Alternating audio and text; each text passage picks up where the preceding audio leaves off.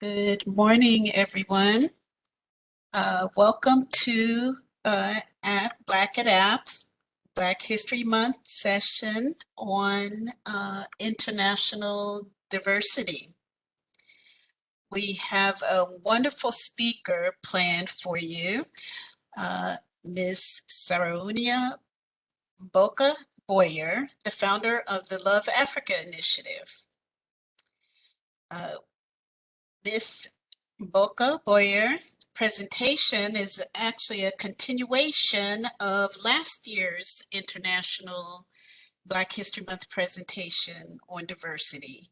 She will be focusing on the importance of diversity in international development, how language, knowledge, valuation are used to entrench inequities, and why in 2022 allyship must go further. Saraounia is an inclusion engineer, an agile consultant, a capacity development and organizational system strengthening advisor who focuses on the integration of representative and intersectional inclusion, localization, sustainability, and does this all in the international development context. As an inclusion engineer, Saraounia focuses on representative diversity and the intersectional adaptation of program teams. With over 13 years of experience working in international development and humanitarian aid systems and 16 years living across Africa, Saraounia brings deep practitioner knowledge to her work. She specializes in GESI, Scrum frameworks, capacity development mobilization, and system strengthening. Saraounia currently works as an agile transformation consultant for Scrum Inc., applying a social impact lens to Scrum, where agile and the Scrum framework are key to firms adaptively engaging global and domestic challenges, conflict mitigation, and community. Saraounia, among all of these great qualities we've just mentioned, is also on the board of None of the Record. And I will now hand this over to Ms. Saraounia. Thank you so much, Miriam, for the introduction. Good morning, good afternoon, and good evening, everyone. Thank you so much for joining us today. Happy Black History Month. I'm delighted and honored to be with you today to share a couple of my reflections and observations in the state of diversity in the international development sector, as well as the humanitarian aid sector. I'd like to thank the Black at Apt Employee Networking Group, as well as Dr. Rosalind Brock for inviting me here today.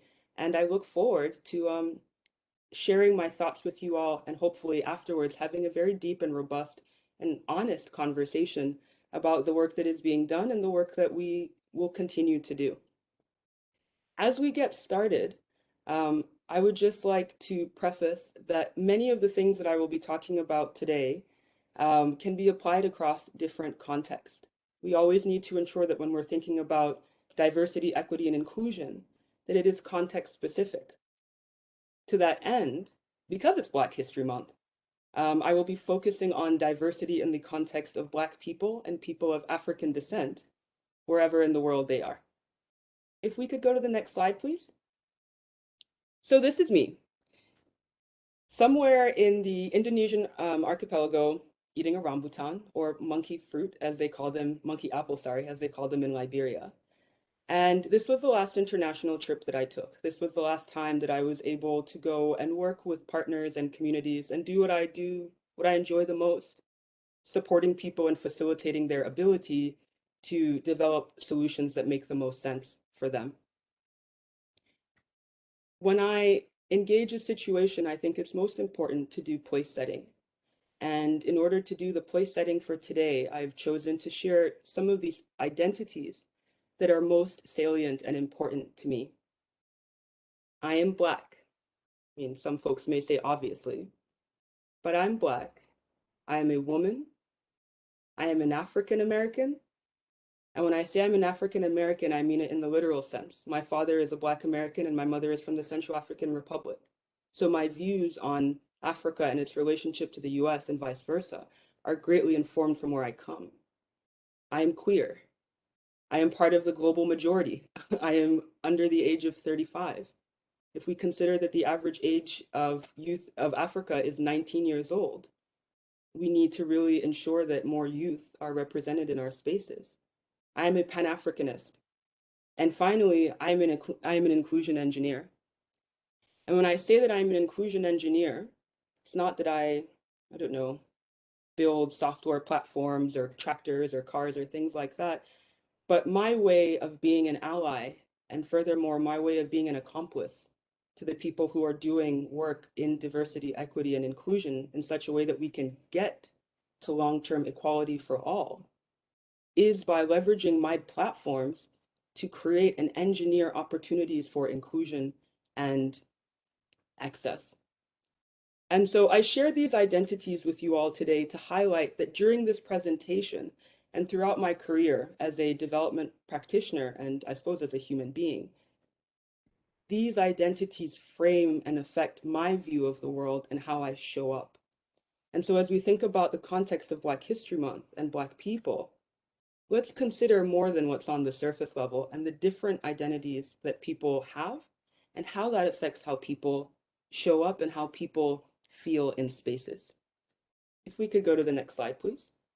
But before we get started, it is Black History Month, and I feel that sometimes Black History Month is framed as though it's in a time capsule, that Black history stopped somewhere after the civil rights movement or stopped somewhere after independence for African countries. Black history is something that continues. Black history is something that happens every day. And I'm going to show you the things that have excited me so far this Black History Month. If we could go to the next slide, please. I don't even watch the Winter Olympics, or I guess I haven't in a really long time. But hearing that Erin Jackson is the first Black woman to have won the individual speed skating at the current Winter Olympics, she won gold, I thought was amazing. She's 29 and she's from Florida. I didn't even know they had ice. I didn't even know they had ice in Florida. Next slide. Cool runnings. For the first time in 24 years, the Jamaican bobsled team qualified for the Winter Olympics. And they participated. Yes, they came last. Pretty sure it was 30 out of 30. But I remember when I was a child and seeing that movie Cool Runnings and what it meant to me. So I think it's amazing that 24 years later during Black History Month, the Jamaican bobsled team is back on the ice. Next slide, please. Lonnie Jackson. And this is something that I suppose came to me recently. When I was a child, I played often with super soakers and Nerf guns and didn't really pay attention to who made them or how they came to be. But I found out that Lonnie Jackson, a NASA engineer, in his spare time outside of work hours, created the super soaker. That's huge. How many children are aware of that today? Next slide, please. And then finally, for those of you who know me or who had talked to me in the month of February, Africa Cup of Nations happened. And that was huge, is huge. And the fact that the Lions of Teranga came and really just brought that cup home. For the first time, the Senegalese are champions of Africa. To all my Senegalese in the crowd, yes. Next slide, please.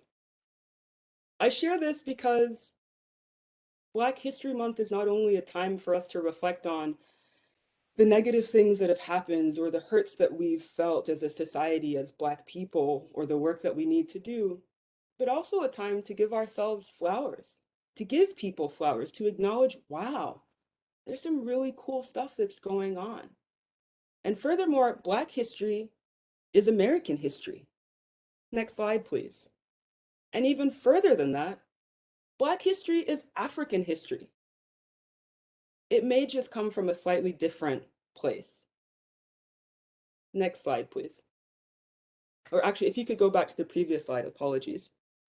I want to share that highlighting Black achievement or joy should not make people feel ignored or discriminated against. And I understand that right now we live in a really charged society, not only in the US, but polarization is on a rise in the rest of across the world. But again, I stress the fact that Black History Month is about American history. It's about African history, and it's about global history. And in many ways, the reason why Black History Month exists is the fact that some of the things that I shared in this presentation, for example, Aaron Jackson's accomplishment, or Lonnie Jackson's invention of the super soaker, is that those are things that we are not often taught. We do not acknowledge most times the contributions that Black people, in particular, Black people in the United States, have made to this country of the United States, and ultimately to the world. Next slide, please. All right, back to business. So for today, the themes that we're going to be covering are diversity in our sector. As most of you know, I really enjoy talking about this.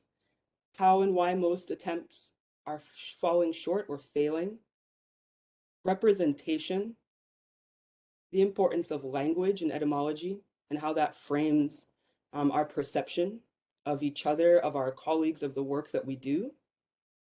And how allyship needs to go a little bit further, or maybe even a lot. Next slide, please. Next slide. So today, as I said, we're going to be speaking about diversity, and specifically how, in my opinion, diversity is proven insufficient or vulnerable. Vulnerable to what, you might ask, and I would say vulnerable to the best of intentions, albeit sometimes those intentions can be a bit shallow. And so as I did in 2020, when I first appeared at the Women in Leadership Development Conference talking about the failures of diversity in our sector, again in 2022, I will express the idea that diversity alone is not the silver bullet that is going to meaningfully engage racial, ethnic, geographic inequities, or completely accelerate diversity in our sector. And I think that that understanding is really important to ensure that when we're considering diversity, we're thinking about diversity not only as somebody's skin color, but diversity as something that really engages holistic human beings. Next slide, please. So forgive me for being that obnoxious person who decided to share a dictionary definition during a presentation. Pretty much, I'm sure since 9th grade, I've been advised not to do that.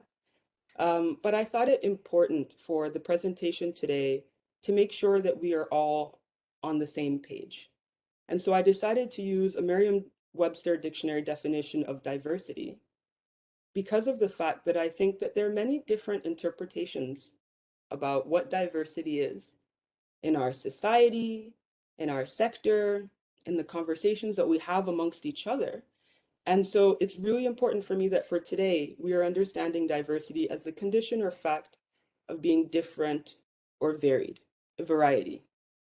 We will notice that in none of those spaces was race mentioned, or that when we're thinking about diversity initiatives, that race needs to be the most salient thing that we consider.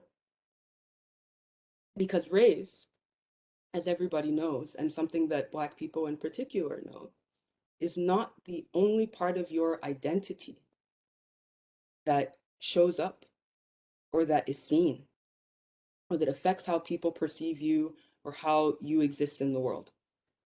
Next slide, please. So diversity as a formula, right? Let's hire some, we tend to look at diversity in a somewhat formulaic sense, I think. And when I say we, I conclude myself in this because I think that there is always an opportunity for growth and reflection.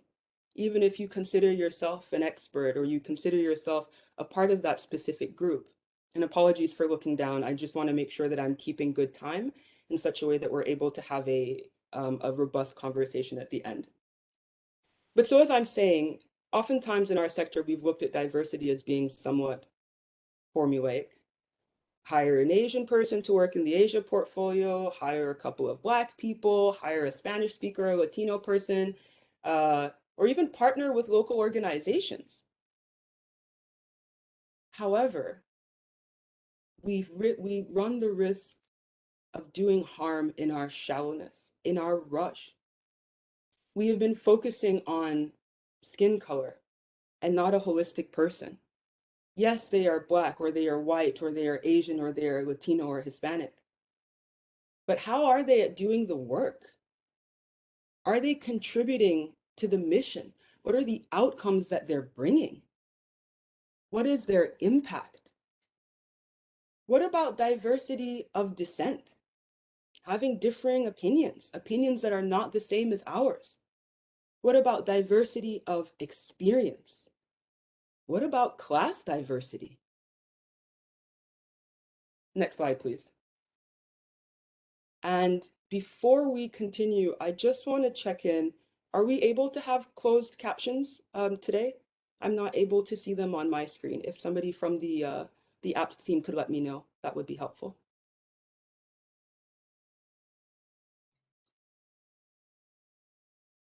We can have closed captions. Folks should be able to turn those on by clicking the closed caption button on the lower left-hand side of their screen. Awesome, thank you for that. And that's probably something that I should have done for myself. Perfect, I've done that and now I can see the closed captions. Perfect, thank you for that. So coming back to this, the challenge with considering diversity only in the case of race is we can fall into tokenism. And tokenism really is the wrong path to diversity. Sometimes when we engage in this route, people are really just seat fillers. And they're not given any actual power to affect change, to influence, to make decisions. An analogy that I often reference when I talk about diversity, equity, and inclusion is around having a seat at the table. And I think most of us in this sector also talk about that. And it was not until recently that I was having a conversation with my father talking about a need to have a seat at the table, to have people design the menu, to have people feel included. And my father said to me, that's all well and good to still have the table and to have people help you design the menu. But who's selecting the groceries? Who's picking what exactly we are putting in to the meal?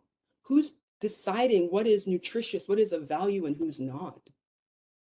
And so we really need to consider that when we are engaging people of color in leadership, in positions of leadership, that we really need to make sure that we're supporting them in such a way that they will be successful, in such a way that they are not just a placeholder or a placard, but they're actually able to bring their full selves and their intentions to the work in such a way that the work can be innovated on and made better. That's the one side of it. The other side is, if we're not bringing in people with no power or influence, are we bringing in people that will perpetuate the status quo? And their only noticeable difference being the color of their skin?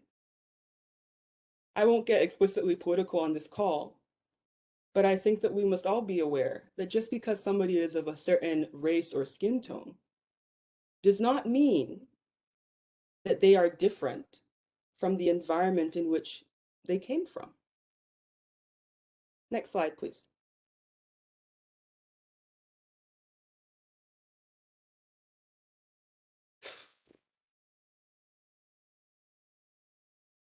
On May 25th, 2020, the world changed. And I remember I was in Southwest Washington, D.C., eating ice cream as a lactose intolerant person, deciding that if the world had ended, I might as well be able to have at least one lick of ice cream. While I was doing that, George Floyd was being murdered by the police. I think that that day has brought many of us here. I think that day and the events that followed afterwards have deeply affected and influenced many of us to be more deliberate in how we engage racial and socioeconomic inequalities. A lot of promises have been made. A lot of commitments have been made. A lot of press statements have been put out. A lot of things have been discussed. Let's go over to the next slide and see what some of our larger responses have been.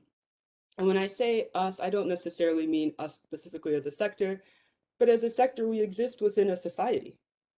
And I think that the slide that I have here in terms of the images represent that. In some cases, we confuse diversity with tokenism, equity with Amazon gift cards and Juneteenth holidays, and equality with Black Lives Matter social media tiles and press releases. But where are the structural changes? When I was gassed by my government in the summer of 2020, I didn't march so I wouldn't have to go to work on Juneteenth. I marched because a man was murdered, and some people thought that was okay. And so I think it's important for us as a sector to think about, when we talk about diversity, equity, and inclusion and the actions that we're taking, are those actions such that can be sustained and will create tangible difference and tangible change in the lives of those we work with, our colleagues, ourselves, our communities? Where are the pay equity audits? Where are the pipelines? Next slide, please. Where are the pipelines to support the communities that support us? For those based in DC and particularly for those based in the US and particularly those based in Washington, DC, I used to live in Washington, DC, we'll be moving back to Washington, DC shortly. I think it's really important to ask ourselves, have we moved to ensure deeper representation post the reckoning of summer 2020? Are we ensuring that historically Black colleges and universities, such as the folks from Howard that you see in the left of the frame, are included in our career fairs? Are we reaching out to schools for folks to mix schools with folks who are differently abled, like Gallaudet University in Northeastern DC, which is the photo at the bottom? Are we engaging local youth? The photo I have on the top, a middle school in Anacostia in Southeastern DC. It's all well and good for us to think about these things external to our environment. But where it really matters for us to make change, or not but where, and somewhere, where we can make real change is in the communities that we are a part of, in the communities that sustain us. And as development practitioners based in Washington, DC, it is our responsibility, not an option, to ensure that the communities that support and sustain us are sustained.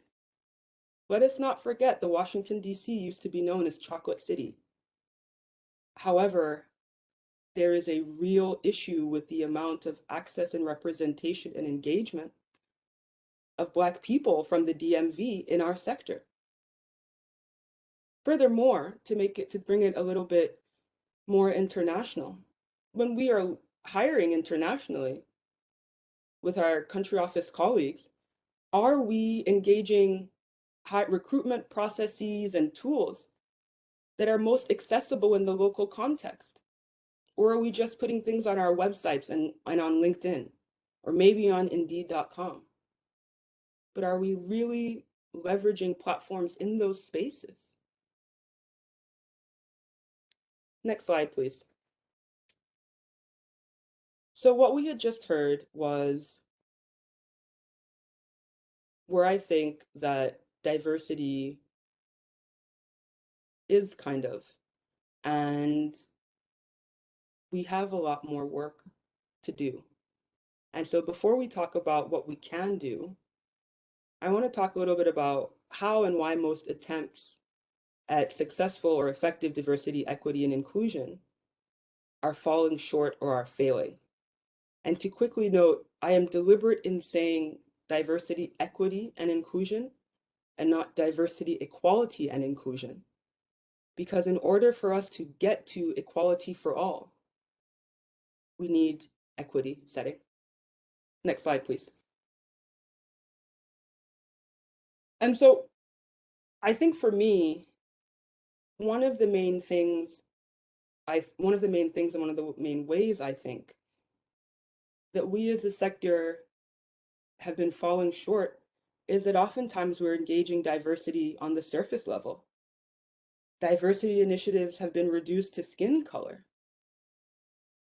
You're Black, sure. But what else are you? Is that the only part of your identity?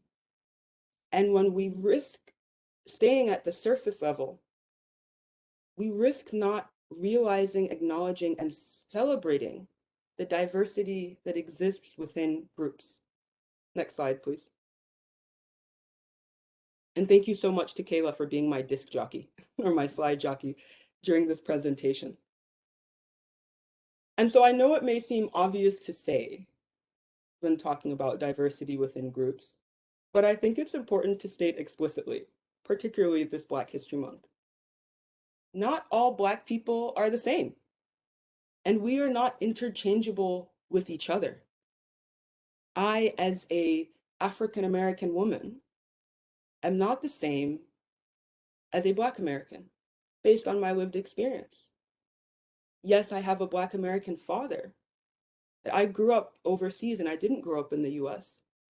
So my experiences are very different than somebody who is from Roxbury in Boston, as my father is, or from PG County in Maryland. And so, and to extend that, forgive me, I am not interchangeable with somebody coming from a country where we work in. I am not interchangeable with a governance technical advisor from the DRC. Yes, I may have theory around that. I may have knowledge. I might be really good at Google. But I do not have the depth of knowledge that that person has based on their lived experience.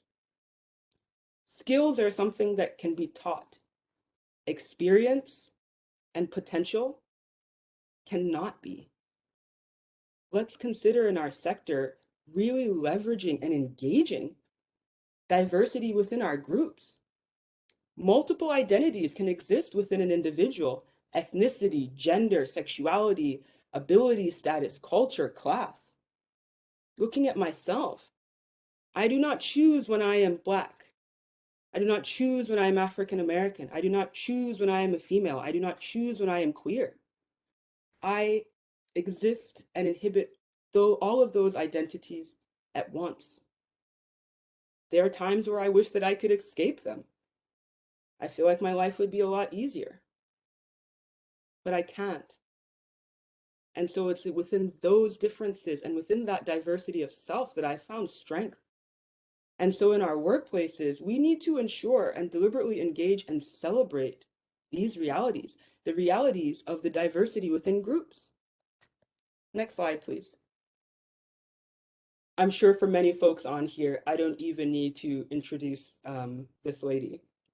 I feel like her photo is enough, but this is Dr. Kimberly Crenshaw, the founder of the Intersectionality Framework, or the Prism of Intersectionality, which when we think about diversity in the context of equity setting, it's most important to understand that there are compounding inequities based on certain identities that greatly affect somebody's ability to engage, their access, when they can show up and when they cannot.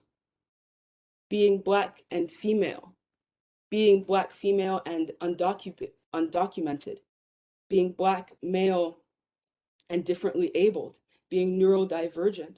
Those are things, those are real things that inform someone's experience and the challenges that they face. And the challenges that they face, for example, to accessing and engaging and being successful in our sector. I had the benefit of, when I first moved to Washington, D.C., to work for a company called Pact. Shout out to anybody from Pact in the audience, who paid me as an intern. Being paid as an intern allowed me to be able to stay in Washington, D.C., to focus on my work. There are many folks who have internships who are unpaid. There are many folks in our country offices who are interns who are unpaid, who are doing full-time job descriptions, who are really doing work. And that is difficult. And so we really do need to consider diversity amongst groups and also intersectionality and how different things affect one's identity and their ability to engage. Next slide, please. Home and away. For those who are in the oceanic region, I thought you might be a little bit tickled by this. Home and Away is the name of a very famous Australian soap opera. And I chose this slide and this title because I think that it's important to note that this is not only something for those who implement overseas or who are based overseas, but also something for us to consider, something for those of us who implement domestically and internationally, or those who are headquartered in the US and the EU to consider. How do we engage the realities in our own communities? Many of us engage in food security, good governance programs overseas, in Africa, in Latin and Central America, in Asia, in Eastern Europe, in the oceanic region. But what are we doing in our own spaces? The photo on the left is of somebody who lives in a food desert in southeastern DC, who doesn't have access, due to a myriad of reasons, many of which are structural, to good nutrition. Or on the right-hand side, the various development and supply chain issues that are facing Western Europe. Do we view these things in the same way?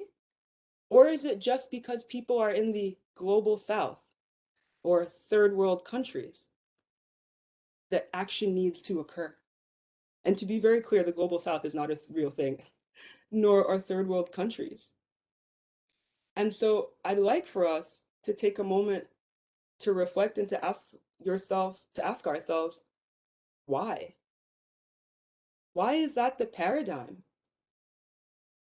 That we're so focused on doing things overseas and talking about other people need to be better. But what are we doing to make ourselves better and to make our communities better? Next slide, please.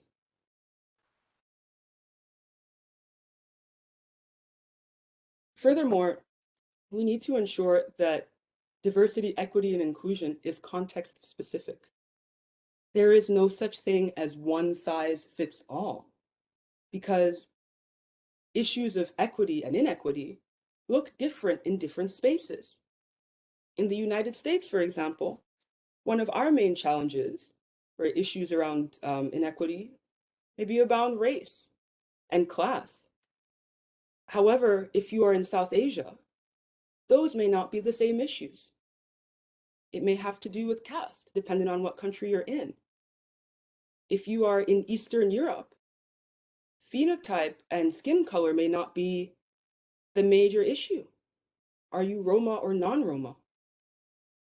When you are in Africa, when you're in certain spaces of the Sahel, skin color may not be the biggest issue around inequity. It may be ethno-religious. So we really need to make sure that when we are talking about diversity, equity, and inclusion, we don't try to convert it, we don't try to co-opt it into meaning one thing, because not everybody has the same issue. And given the work that we do and the spaces that we inhabit as a sector, it is crucial for us to ensure that we are context specific.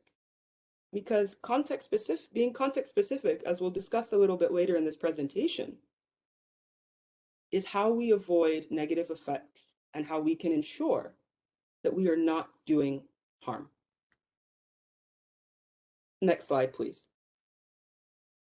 So I'd like to switch gears a little bit and talk about performance, because I think that one of the ways in which we as a sector fell short and are falling short post the murder of George Floyd and the Black Lives Matter um, awareness, or we could say awakening, um, and the pandemic is around performance and really needing to leverage diverse teams.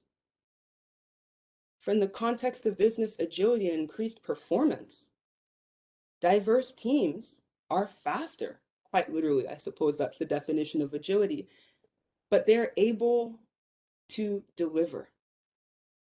When we think about organizational delivery, diverse teams are able to more rapidly and effectively deploy. They're able to better context switch, code switch, be context appropriate, and ultimately deliver the outcomes and impact that our clients are looking for. And when I say client, I don't just mean our donors. I don't just mean USAID or Gates Foundation or HP. The communities that we are in, that we are implementing in, those are our clients too. And if we are not viewing them in that sense, then there is a problem, because we need to make sure that all the work that we are doing is to ensure that our clients, particularly those who are the end user or at the receiving ends of our interventions, are supported in the most effective and efficient ways. So I really do think that we've missed out on leveraging skills and knowledge, capacity, and capabilities that exist in our teams here in the US, our diverse teams, and the teams in country offices for our colleagues overseas. Next slide, please. And so maybe just to take a quick aside, many of you, or maybe some of you, are aware that I left the international development sector last year to become an agile transformation consultant because I wanted to upskill myself.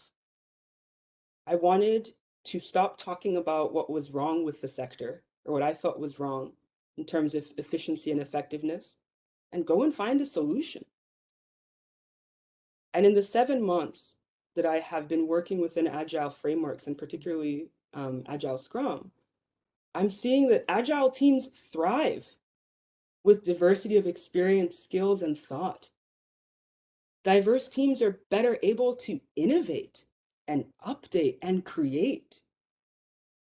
Teams that provide different viewpoints can often get the customer and the client, remember the client, being not only our donors and funders, but the communities that we work with and we support and serve, point of view in such a way that we are not creating for them, but we are creating with them. Next slide, please. And actually, could we make my face go away on the screen? I like to focus on this graph. Thank you so much. So what you're seeing here is a storming and norming curve, essentially looking at a team's ability to deliver. On the x-axis, we have time, and on the y-axis, we have productivity. The purple line that you're seeing is a homogeneous team, and the blue line that you're seeing is a diverse team. So in the forming stage, or when teams are first starting to get to work, you see that the homogeneous team shoots off. They take off.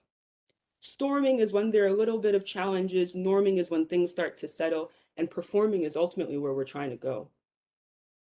But once that forming stage and some of the storming is worked out, the diverse team actually exceeds the performance of the homogeneous team. And that's ultimately because diverse teams are empowered. There is diversity of opinion, of experience, of dissent.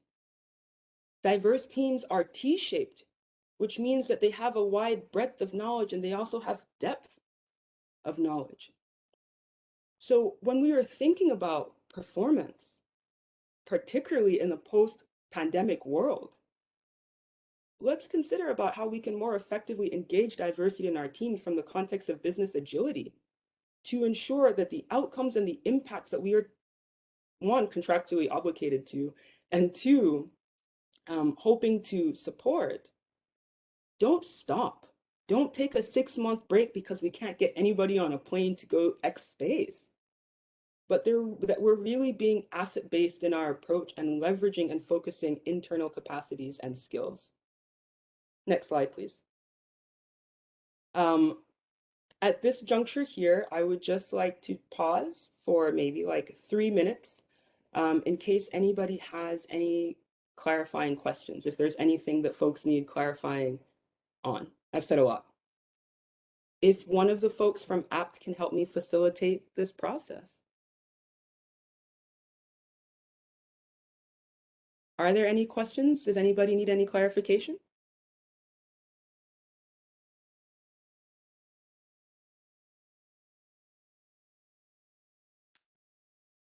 Going once? Going twice? Alrighty, let's carry on into representation.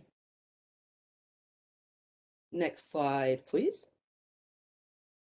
So representation. I think that representation means a lot of things to many different people. But for me, it really means that we're not only hiring those that may not look like us or come from the same places, but that we're really and deliberately engaging, championing, and supporting those who live in, are from, or have a connection to, or have direct experiences in the geographies and sectors that we're supporting. In some cases, this has looked like creating steering groups or committees comprising of the target groups that we're hoping to engage or that will be affected by our work. And yes, this is helpful. This is a great step forward, and it is very far from things that we were doing in 2016 when I first moved to Washington, D.C., because this will help us to ensure that we are being context specific, context appropriate, and ensuring that we aren't perpetuating unnecessary bottlenecks or stereotypes. But that's just one thing that we can do. Ultimately, the best thing to do would be to hire people from those communities. And specifically, I want to touch on the topic of youth. And I would like to thank Neil Boyer for bringing me to this point, because he often reminds me that as a youth, I need to consider my platform and the platforms of other youth, or the lack of platform. The median age of Africa is 19. How many 19-year-olds are we hiring in our projects to work with us, to design, to plan, and to implement? What if we did more than just asking them to join our steering committee or to influence our results? As I mentioned earlier, skills can be taught. Potential, know-how, zeal, intrinsic knowledge cannot be. They can be leveraged. So when we're thinking about representation in our sector, and particularly in the work that we do for the communities that we operate in, let's consider that. Next slide, please. Diversity needs to reflect reality. And what do I mean by this? Those of you who have heard me speak in the past have probably seen me reflect on the fact that oftentimes the spaces where we work, and I talk about our offices, do not reflect the communities that we engage or that we go to help, the communities that ultimately we are supporting. If we only consider race, if we only consider race as our point of successful diversity, that really is just checking a box, because it does not allow space for full people, real human beings, to show up. Diversity really is not enough. We need diversity of experience, diversity of dissent, diversity of thought. Next slide, please. And so I offer representative diversity. which is a framing of diversity that centers sustainability, resilience, local/existing knowledge. There is knowledge in the communities where we work. There is knowledge in our workplaces. There is knowledge in our unpaid employee resource groups and employee networking groups. Let us be more deliberate in engaging that knowledge, so that way we can try to bring forward more representative diversity. Next slide, please. Real people. I share this image again is because I really want to push this point forward. That people are more than just their skin color. They are more than just a slice of an identity at a given time. It is so important for us to consider a person's life cycle and how that life cycle, inclusive of their other identities, affects them and influences them in how they move through the world. Next slide, please. As implementers, designers, programmers, grant makers, where are those who are affected by our work? And to be a little bit tongue-in-cheek here, I'm not talking about their voices, right?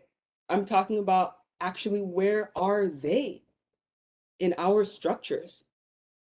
Where are the women who have gone through 3 to 4 years of our VSLA groups? Or the men who have participated in our good governance groups? Are we looking at them as partners of equal status now that we've done all this training and all this capacity development and capacity sharing? Or are we still looking at them as beneficiaries? Where are they supported as leaders to make project decisions that will be informed by their real experiences? Versus somebody that's sitting in the United States or in the European Union. Let's ask ourselves where they fit in our systems. Additionally, this is not only a question to ask for those of us who work outside of our countries of nationality or national origin, but again, going back to the communities that sustain us. Next slide, please.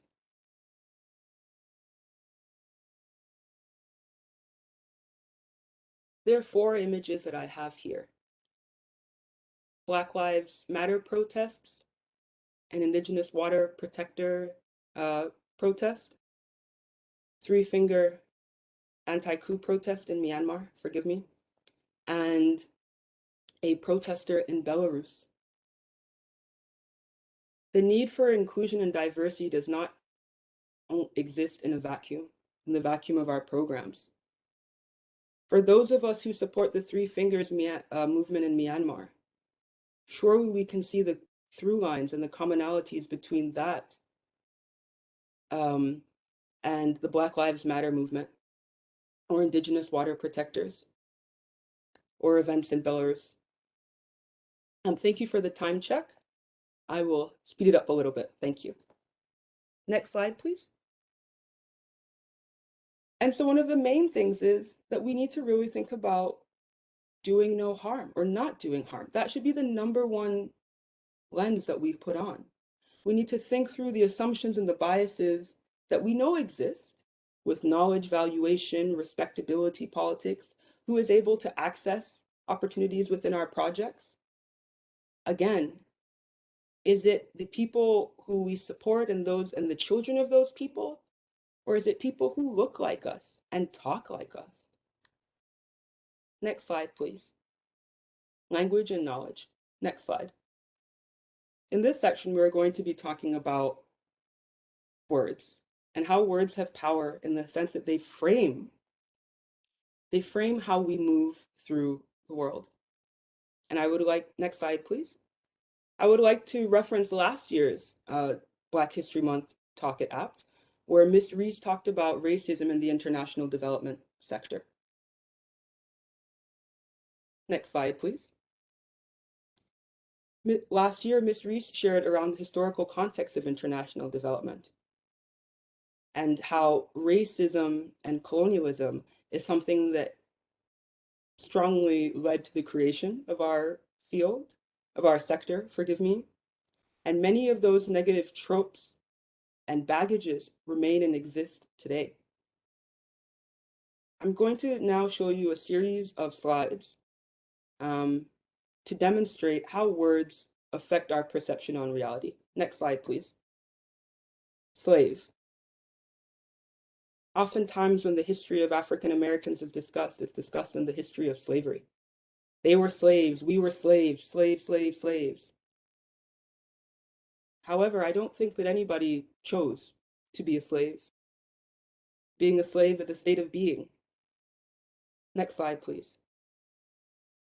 A better word to use might be enslaved, because that tells a true story of what happened, that people were displaced, that people were taken. Next slide, please. Beneficiaries. I think the picture speaks for itself. Next slide. Clients and partners. I really think that moving forward, it may be helpful for us to shift this language. Partner versus beneficiary, or client versus beneficiary. Colleague versus field staff or country office staff. Next slide, please. This is one that really gets under my skin at times. Historically underrepresented groups. As though there was a sign-up sheet and folks decided that they didn't want to participate. Next slide, please. Historically excluded groups, historically marginalized groups is a better representation of why the fact that we have less people of certain groups, and particularly Black people, in our sector. So I challenge us this Black History Month to stop using the term historically underrepresented and shift to using language that actually tells us what happened in such a way that when we talk about the need for equity setting, people understand that the reason why there needs to be equity is not because people decided not to show up and didn't represent themselves, but because they were intentionally and deliberately excluded and or marginalized. Next slide, please.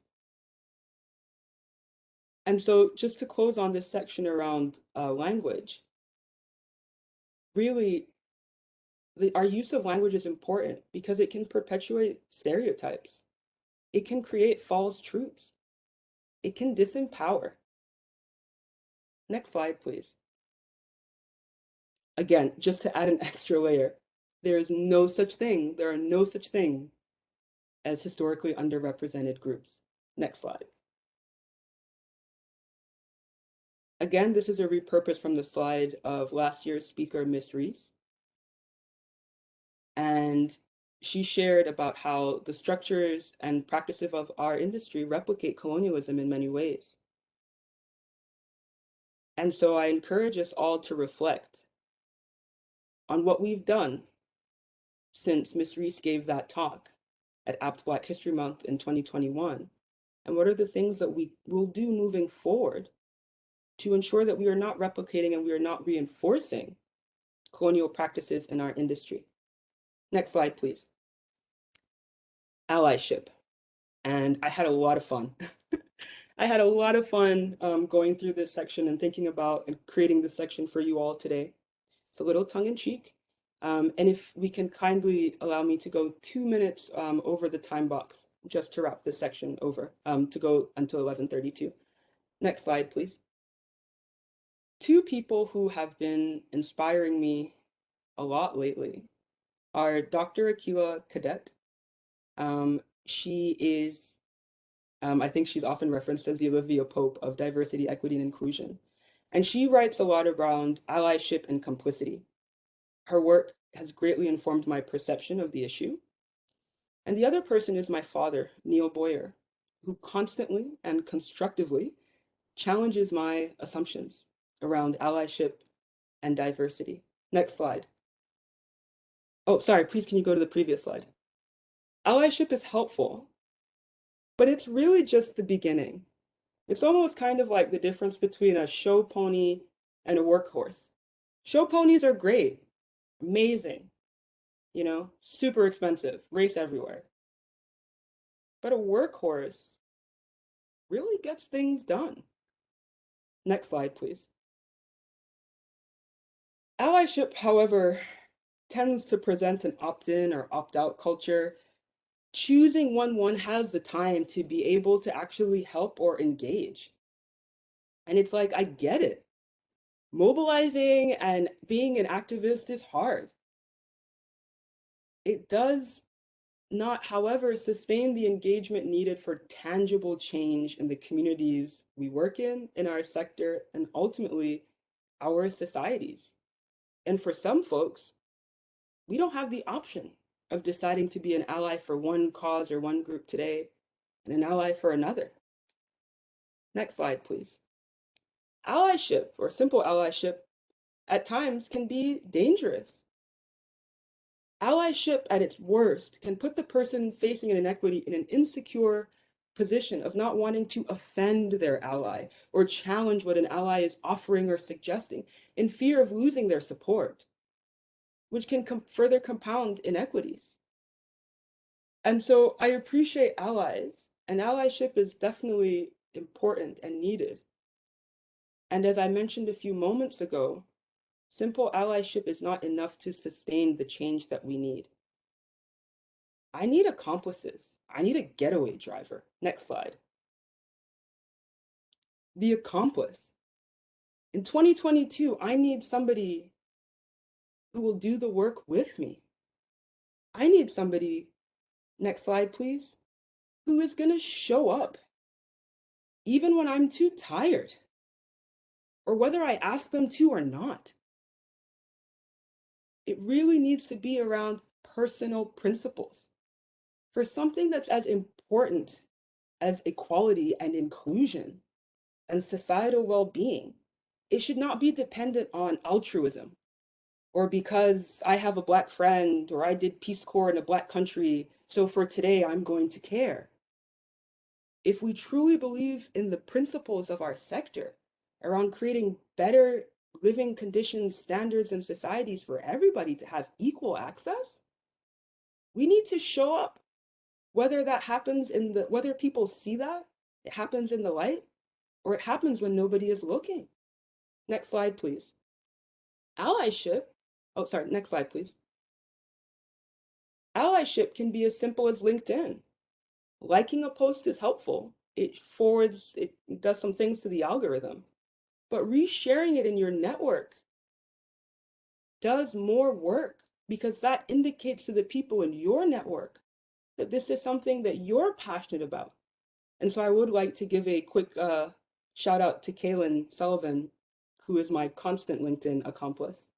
And thank you for always sharing and highlighting the work that I do, particularly for this talk. Next slide. Just really quick, I'm not sure if folks had heard, but Salesforce actually is a pretty cool corporate accomplice. On Tuesday, Salesforce came out sharing that moving forward, their entire staff structure, inclusive of their CEO, Mark Benioff, will be measured in terms of their performance on their ability to recruit, promote, and reduce attrition for people from historically excluded groups. That's fantastic. Next slide. Next slide, please. I want to highlight that one of the challenges, just before we wrap, with successful and effective diversity, equity, inclusion is around gatekeeping. Gatekeeping is being the activity of controlling and usually limiting general access to something. Next slide. Examples of that can be pay your dues, don't talk like that, don't use African American vernacular English in the workplace. Next slide, please. In order for real reflection and challenge to occur, we must acknowledge that sometimes gatekeeping, internalized anti-Blackness, or POC challenges exist. And even those with the best of intentions, as my grandfather would say, can find themselves in a bucket of crabs. Next slide. Next slide. We'll skip the misinformation just because we're over time. And a few thoughts that I'd like to close on as we move forward is let us consider holistic people as opposed to slices of identity. Let's execute the values of commitment, courage, focus, openness, and respect. Allyship is a good start, but not the end. We need more accomplices. Next slide. Thank you, everybody, for your time and attention, and I look forward to this conversation. Please share your questions.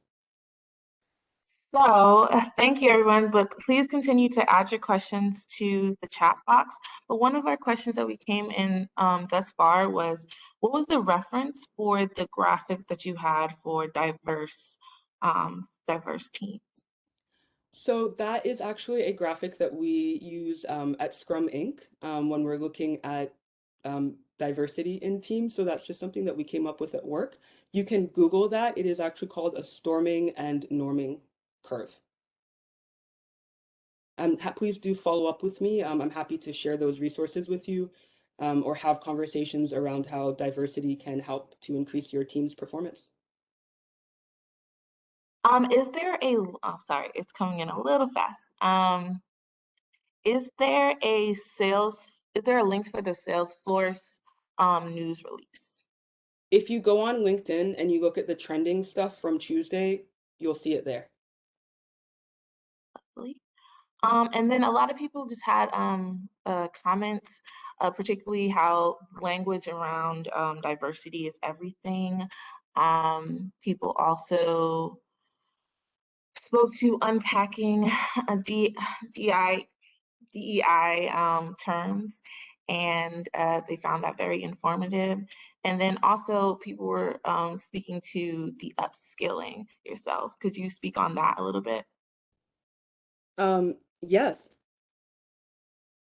So I think that upskilling is important. I think that every opportunity that we have is an opportunity to learn and to innovate and to better ourselves.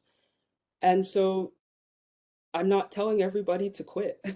I'm telling folks, if you have professional development funds and as organizations, support your staff in being able to find ways within our sector and external to our sector to make their work more effective and more efficient.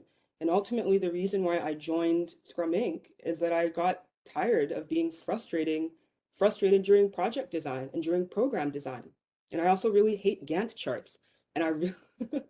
And so I think that dependent on what your way of working is and what the needs are of your organization, it's really important to think about not only existing with the skills that you came in with, but learning from other people and from other places as time moves forward, as society evolves. I mean, we all learned about Zoom in 2020, and we're now all great virtual or online facilitators. So I really think it's important to just kind of keep it moving from an educational perspective. Wonderful. And everyone's just been very happy to have you present today. They really enjoyed the information that you had. Oh, there is more coming in.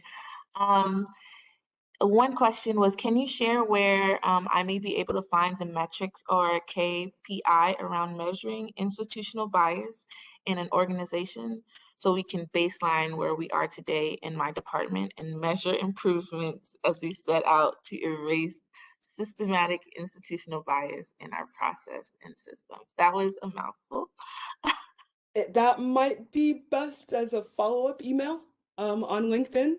But I think that the first resource that I would refer you to is your employee resource group. There is knowledge within your organizations. We need to make sure that we pay people for the emotional labor and work that they do. It's great for me to come in as a speaker, but part of why I do these engagements is to be an accomplice to those within your organizations that have been doing this work and continue to do this work, and really to support and amplify what they are doing. So as you engage the folks within your organization, I'd love to support you all in having that conversation of how you can leverage the assets that exist and also bring in external tips and techniques that might supplement. Is there any recommendations for any reading or links that anyone can follow up on about your topics today? I would encourage folks to look up Dr. Akila Cadet. If you just type in her name to Google, she'll come up. She's the first search. She actually just did a Black History Month address for Upwork, the freelancing consulting company. Stephanie Kimu, and her work at Popworks Africa, as well as the podcast that she has created, The Angry African, would be really great. I encourage you to reach out to Lauren Reese, who was the apt Black History Month 2021 speaker. And also the folks at apt, particularly Dr. Rosalind Brock, I think would be an interesting person to engage. Thanks. Another one, it's kind of a question, but just for your ideas and comments. Can you comment on the lack of inclusion of queer people in international development? I am well aware of the safety issues, but I believe that sometimes do no harm translates to do nothing. Yeah, that is that's a great question. It's a question that's very personal to me as a queer person that code switches often, or how I got into this line of work around inclusion was as a queer Black woman, an androgynous queer Black woman. I do think that oftentimes doing no harm is not literally about making sure that, you know, somebody who gets on a plane doesn't get hurt. That's what safeguarding, that's what safeguarding is for. We do no harm by not engaging queer staff to work our LGBTQI programs or projects, particularly in the HIV/AIDS space or the community mobilization space, because they are not able to see themselves represented. That is a disservice. They are also not seeing people who look like them doing work, being successful, living long, not being sick, that there is more to queerness than having HIV or AIDS. So I definitely think that when we think about historically excluded groups, right, if we remember what I said about not all Black people being the same, being a Black cis heterosexual person is a very different experience than being a Black queer androgynous or gender nonconforming person. And we definitely need to do a better job as a sector in engaging the various identities that people inhabit. Thank you for that question. Another question is if there's one thing that development organizations could do today that works towards equity, what would you suggest it be? Can I say like 1.5 things or a two-part one thing? Sure, shoot. Listen to your staff and pay people for their work. And another question is, what are some tips to approach the conversation about tokenism in the workplace? Be smart. Don't put yourself at risk. First and foremost, pay attention to the environment that you're walking into when you broach that conversation. Make sure to put things in writing. CYA, cover your butt, is something that I learned while working in Washington, D.C. I think a helpful way to broach the conversation is to use clean language and reflect or shine a mirror in another way and ask the question, you know, why do you think it is that we only have one Black person or one Afro-Latino person or one Caribbean person, one African person? Do you think that we could have more? Why do you think that we might not be able to have more folks? And really put it to the person to share with you what their thoughts are. And oftentimes you find that that kind of has folks kind of changing their perspective a little bit. Okay, and so we're almost at time. So here's one more question. Many people are not comfortable with sharing their social identities around sexuality. What are tips would you recommend to respectively engage these colleagues? I think that if somebody doesn't want to be engaged, don't engage them. I think that the role that we have to do with for colleagues that are not comfortable sharing certain social identities, such as, sexual orientation or ability status, etc., is creating workspaces that celebrate diversity, that celebrate difference, that find ways to highlight that somebody who is neurodivergent is able to see things in colors or ways that we cannot, and that adds value. That somebody who is a visual learner versus an audio or verbal learner is able to enrich the work that we do. That somebody who has never come out in the office, feels comfortable that if one day she wants to wear a tie or a bow tie to the office, or he wants to wear a skirt, or they want to wear things that make them feel good, that we don't shine a spotlight on them and ask them why, but encourage them that it's normal by not treating them or engaging them any differently than how we treat the people that don't have those things. Thank you. Oh, so thank you so much, everyone, for sending your comments. Again, you can reach out to her on LinkedIn if you have any further questions. And I'm going to turn it over to her to give her closing comments before we end the session. Oh, I thought those were my my closing comments. But I think, realistically speaking, something that I want to end on, which is what I started with, is that let us ensure that we are making DEI connections that are context specific. DEI is not one size fits all, even though we are in one sector. We need to make sure that we are really thinking about the principles of equity, of equality, of inclusion, and belonging in our spaces, and consider how we can shift our allyship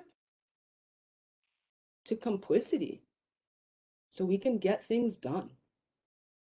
Thank you so much for your time, everybody. I really appreciate having the platform, and I look forward to continuing the conversation.